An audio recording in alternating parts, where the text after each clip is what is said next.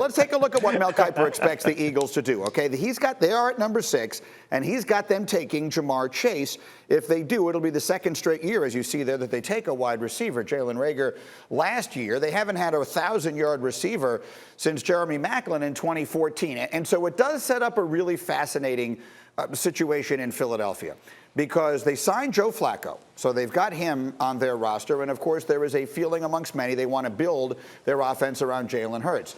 But if one of the high-profile quarterbacks in this draft were to slide down there to number 6, Chris Canty, would you view this, if you were running the Eagles, as though we're set at quarterback, we're done here, we're not taking one of those guys, I'm taking a weapon? No way. No, you're not set at quarterback because you're bringing in Joe Flacco, who at this stage of his career is a backup. And then you have Jalen Hurts, who played all of 4 games in his rookie year, and he won one of those starts.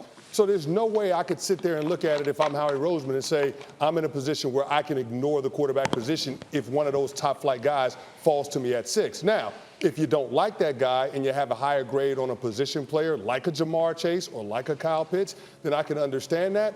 But you can't eliminate the quarterback position altogether just because of what you already have on your roster. You just can't do it. Well, isn't that interesting? Because we all know about Chris Mortensen reporting that the owner seems to want to lean in that direction, wants them to be building around Jalen Hurts and see what they have. Dianna, what is the latest out of there as far as the way the Eagles are approaching what could be a fascinating decision at number 6 that could influence so much of what happens in this draft?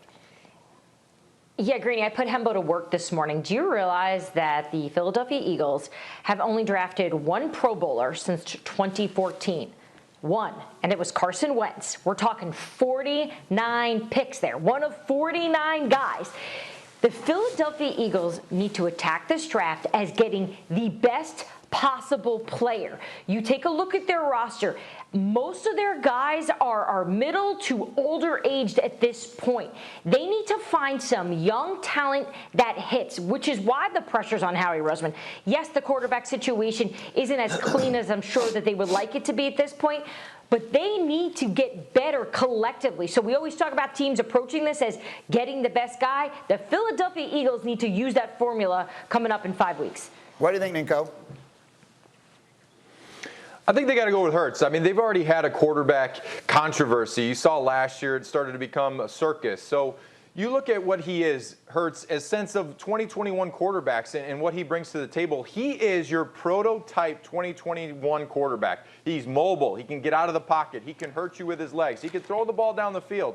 So instead of drafting another young quarterback and then having 2 young quarterbacks on a roster that basically needs some talent. They need some younger players. They could use a first-round tackle or another first-round receiver.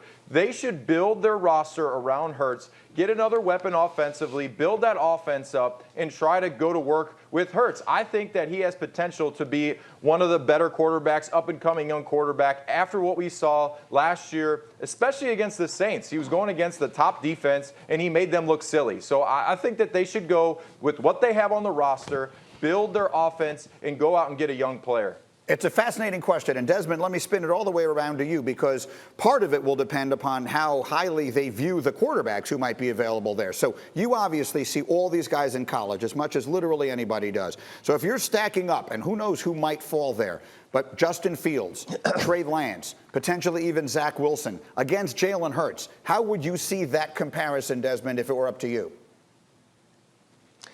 The only quarterback that I would get to go in there with the Eagles because I have Hurts would be Trevor Lawrence. And you're not going to get Trevor Lawrence. And I think if you get Justin Fields is a similar guy. I mean, they have very similar traits. They're both dual-threat quarterbacks. Obviously, Justin Fields is a little bit bigger, but you're not going to draft him if you already have Hurts on your roster. So in my opinion, Greeny, you're not going to get a quarterback at number 6. I would maybe even trade down to try to get more guys to put around him. I don't know if you really need a number 1 with this offensive scheme they're going to bring in, but if you do, then get a wideout, because what it does, it sends a message to your quarterback and to your offense that we're trying to put as many elite pieces as we can into this puzzle to give you guys the best opportunity for success. And that's the message you want to send to your young quarterback and the offense. They're basically assured of one one of those three, a minimum of one of those three receivers we just talked about, and or the tight end Kyle Pitts being there. That is one of the real pressure points of the draft.